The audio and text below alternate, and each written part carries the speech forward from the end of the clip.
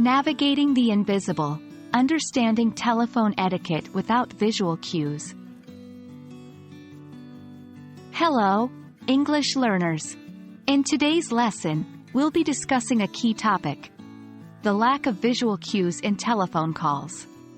As many of you know, when you're speaking to someone on the phone, you can't see their facial expressions or body language.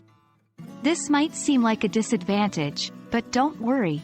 There are ways to navigate this invisible terrain with finesse. Let's dive in. Visual cues are a crucial part of communication. They can often convey more than words. From a nod of agreement to a raised eyebrow of surprise, these cues help us gauge how our message is being received. They allow us to adjust our communication style accordingly. However, when it comes to telephone calls, these visual cues are absent, making the conversation a bit more challenging.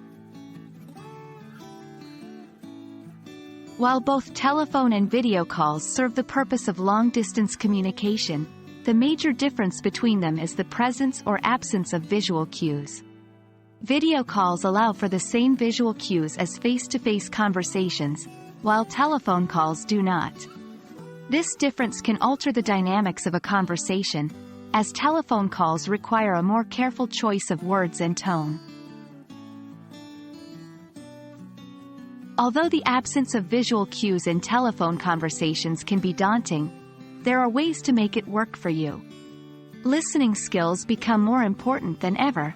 Pay attention to vocal cues, like changes in tone, pace, and volume, which can give you insight into the other person's mood and reaction. Practice speaking clearly, using emotive language, and asking for verbal feedback to ensure your message is understood. Here are some tips for maintaining good etiquette during telephone conversations. Be respectful of the other person's time. Start by asking if it's a good time for them to talk. Speak clearly, enunciate your words properly, and maintain a steady pace. Use confirmatory language. Phrases like, "Does that make sense?" or "Are you following me?" can confirm understanding. Listen attentively. Don't interrupt, and provide verbal nods of understanding, such as, "Uh-huh," "I see," etc. Stay focused. Avoid multitasking and give the conversation your full attention. That's all for today's lesson. Remember, telephone etiquette is an essential part of professional and personal communication.